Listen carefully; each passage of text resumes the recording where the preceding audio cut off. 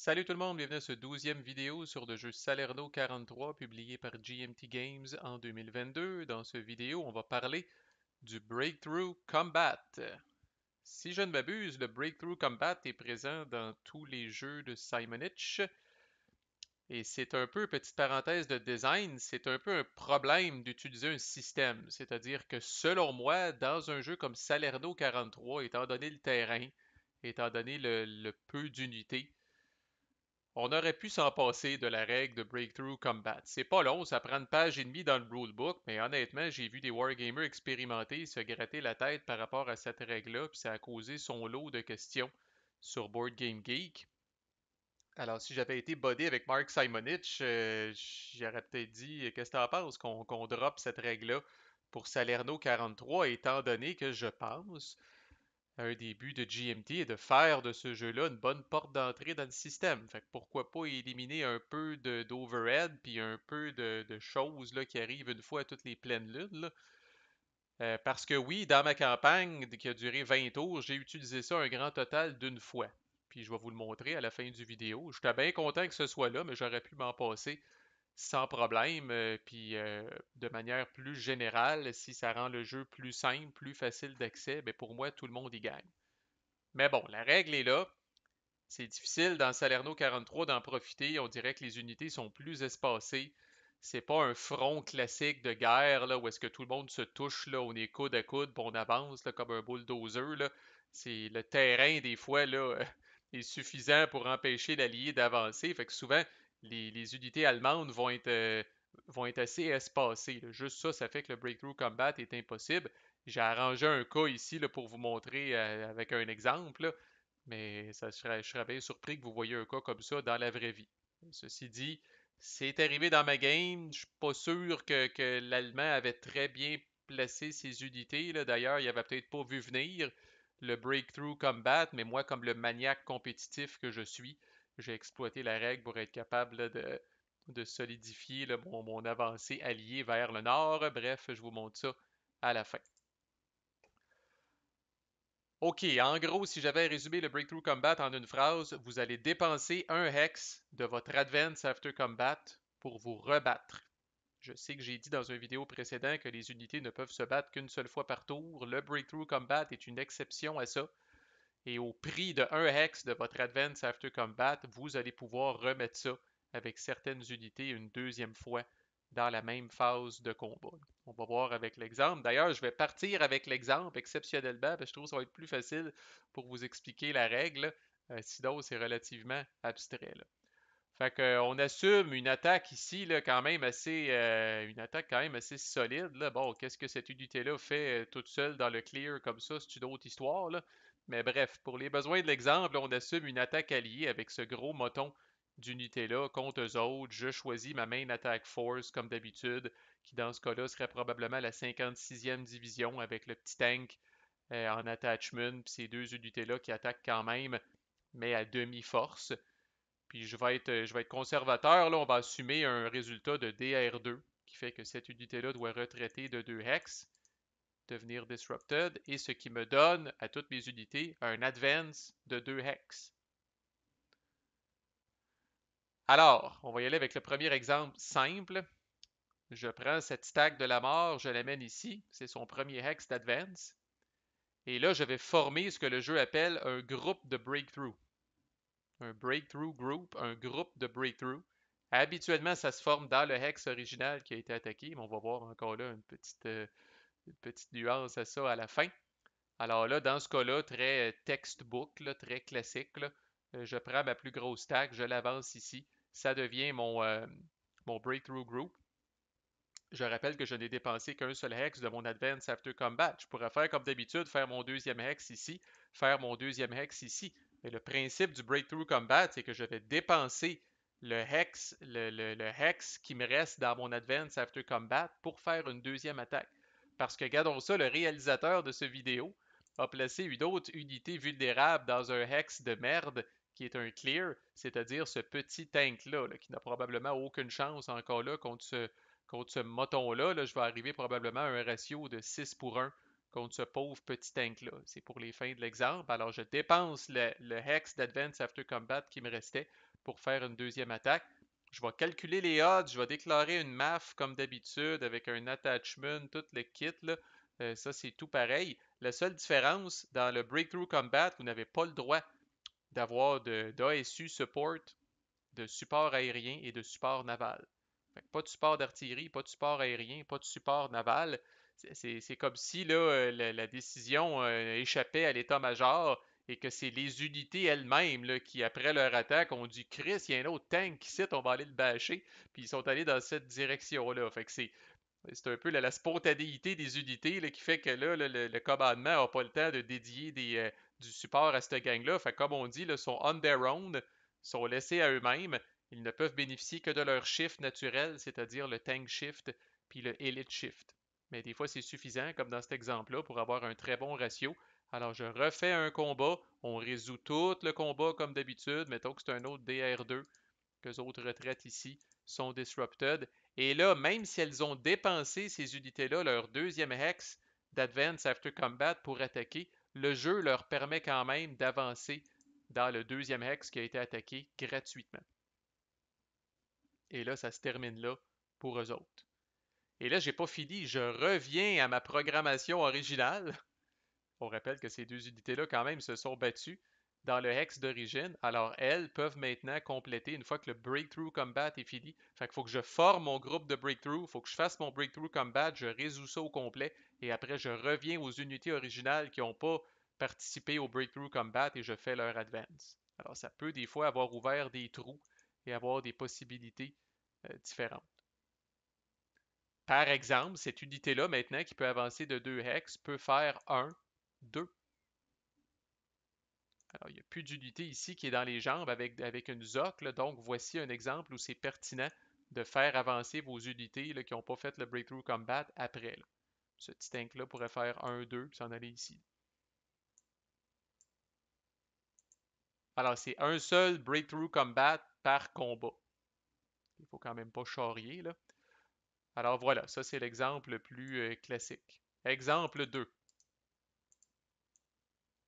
Ça nous fait des petites révisions de règles aussi en même temps, c'est bon pour vous autres. Ça. Même affaire, je me bats ici, mais là j'ai un succès buff, je pogne un résultat de D1 qui fait que l'unité doit retraiter de 3 hex et ça me donne 3 hex d'advance. Et là, on va supposer que ce tank-là est ici.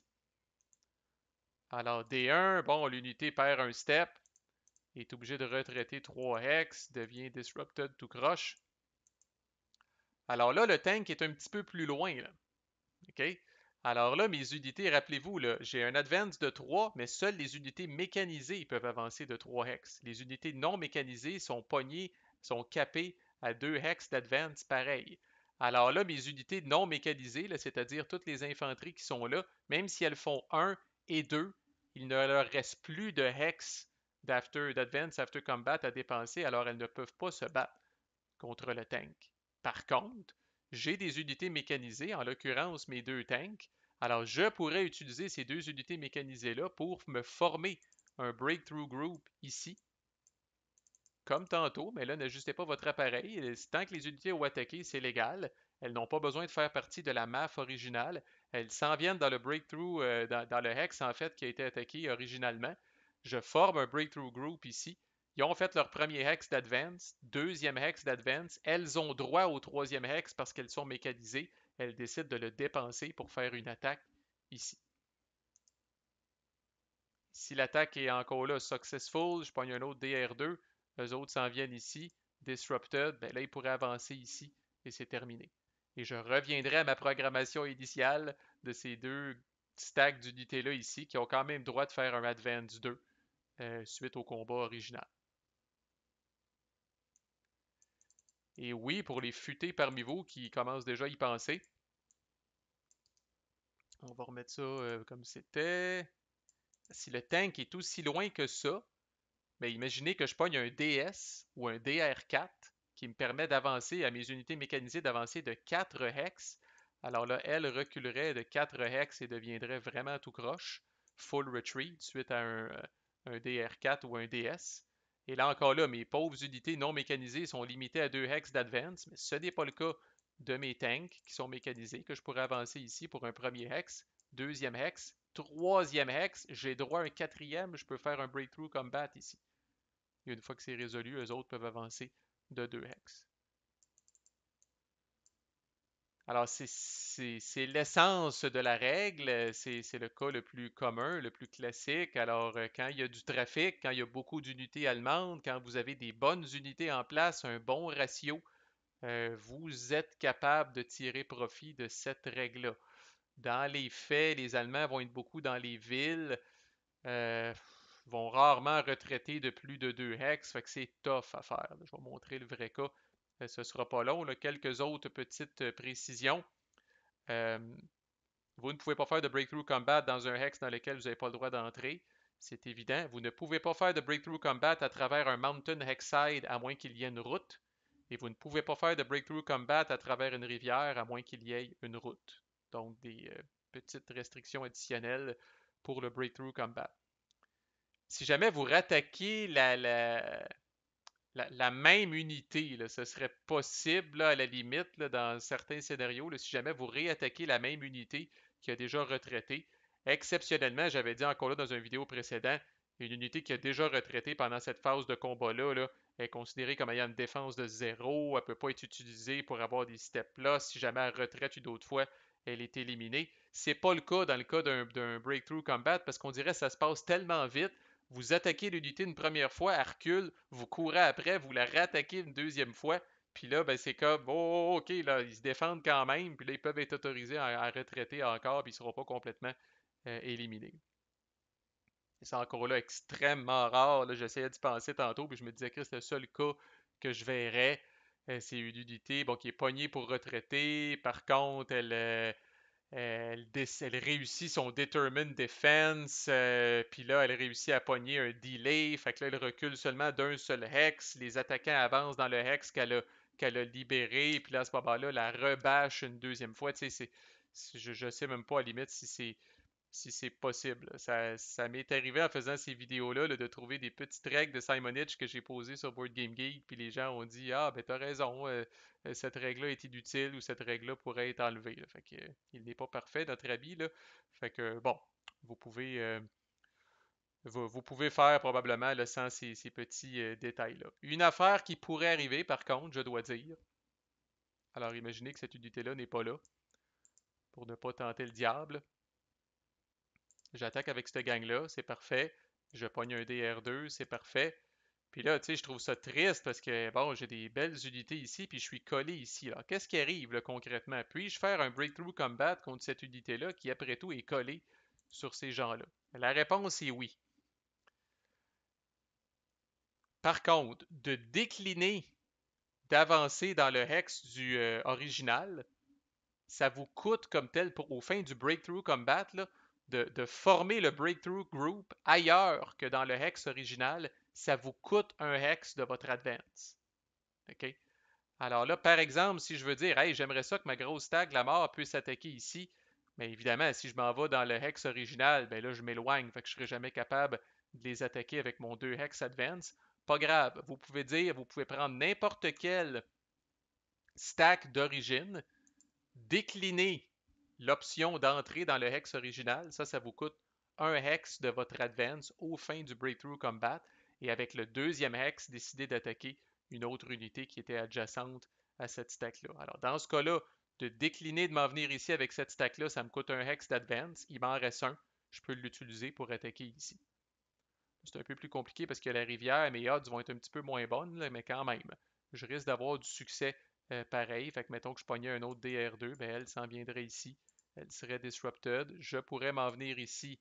That's it. J'arrête après. De retour à l'attaque originale. Lui pourrait avancer là, puis lui pourrait avancer là. C'est un peu fucked up quand on regarde tout ça, là, quand on pense à comment était la situation originale, là, puis où sont rendues les unités, c'est un peu fucké. Là.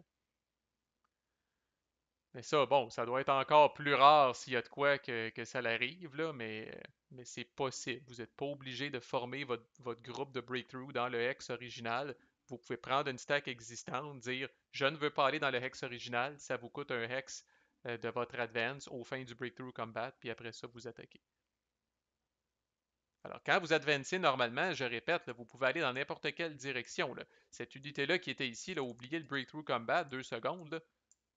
Si je suis ici, puis j'attaque là, c'est lui, là, puis que lui retraite de 2, là, puis que j'ai le droit à Advance 2, je peux faire 1, 2, là.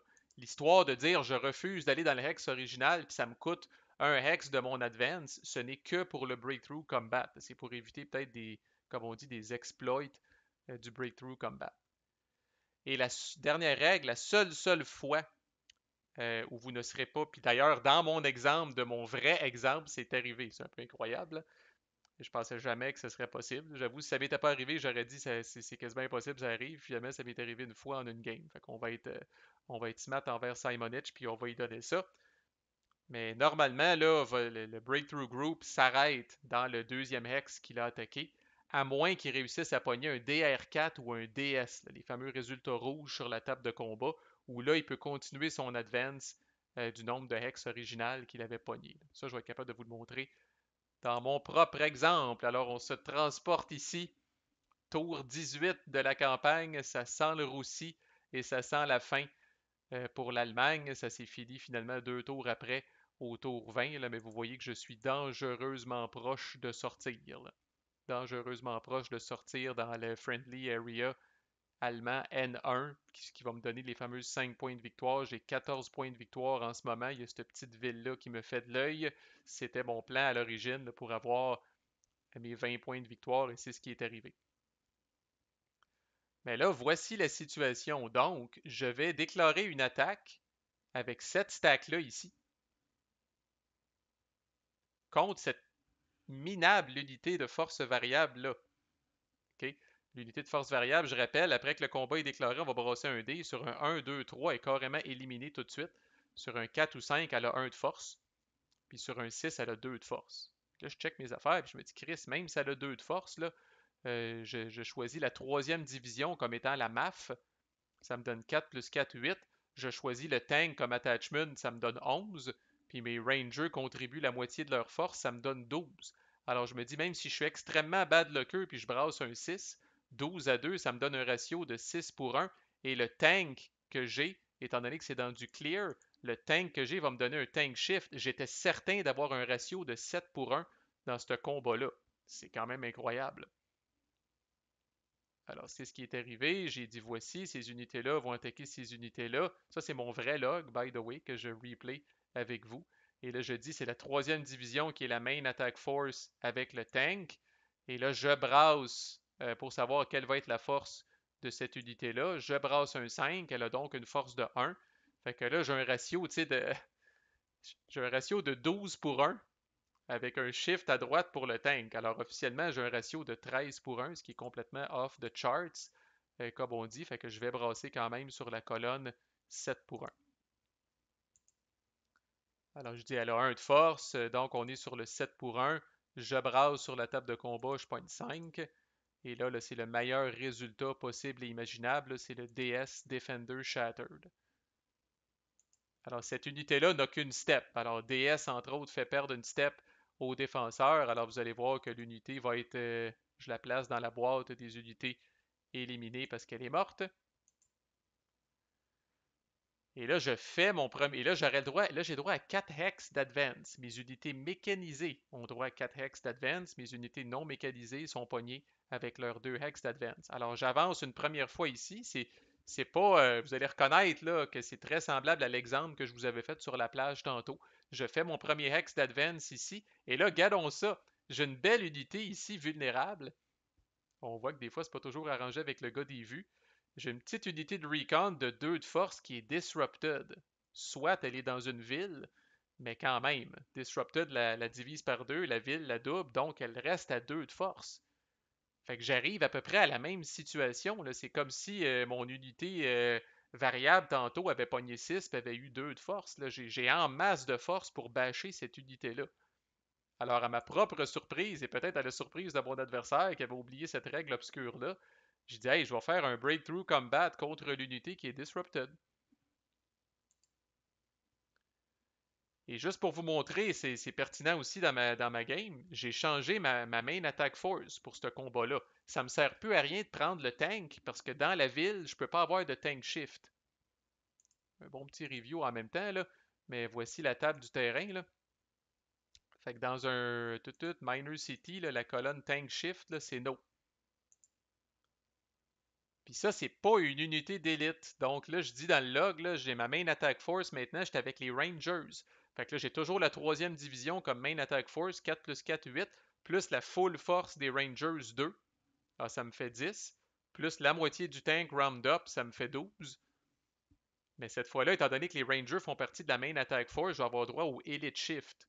Mais tu sais, encore là, c'est overkill. J'ai 12 de force contre 2 de défense. Mais c'est pas overkill dans ce cas-là. J'ai 12 de force contre 2 de défense, j'étais à 6 pour 1. Et avec le Elite Shift, j'arrive à 7 pour 1. Alors, je vais sûrement annoncer la bonne nouvelle à mon adversaire. Alors, j'ai dit on est à 12 à 2. On shift à droite pour le Elite. Alors, on est sur la colonne 7 pour 1. Mauvaise nouvelle pour lui. Cette fois, je brasse un plus modeste 2, qui est un résultat de DR4. C'est quand même un carré rouge, aucune défense déterminée possible. De toute façon, l'unité était disrupted. On rappelle que les unités disrupted ne peuvent pas faire de défense déterminée. Alors, DR4, là, lui, pour retraiter 4 de Hex, là, s'il a le choix, là, il ne va pas s'en venir. Bon, il aurait peut-être pu faire 1, 2, 3, 4, là, puis s'en venir ici en full retreat, là, mais il ne serait jamais revenu de là. Là. J'aurais pu y bloquer le chemin après ça avec cette unité-là, là, puis il aurait été cuit. Là. Fait que là, bon, j'ai pris une petite décision un peu évidente pour lui là, de l'envoyer, là, de le faire retraiter là, dans l'entry area ici. Là. Fait qu'il tombe en full retreat parce que c'est un DR4, puis anyway, il était déjà disrupted, puis là, il s'en vient ici. Alors là, j'ai le droit d'avancer, même si j'ai dépensé un hex pour faire mon Breakthrough Combat, j'ai le droit d'avancer dans le hex du Breakthrough Combat gratuitement. Et là, c'en est fini de mes unités non mécanisées. Elles ont fait leurs 2 hex d'advance, c'est terminé. Mais qu'en est-il de l'unité mécanisée? L'unité mécanisée, à l'origine, rappelez-vous contre cette petite unité-là de force variable, j'avais pogné un DS. Alors j'avais le droit à un Advance 4.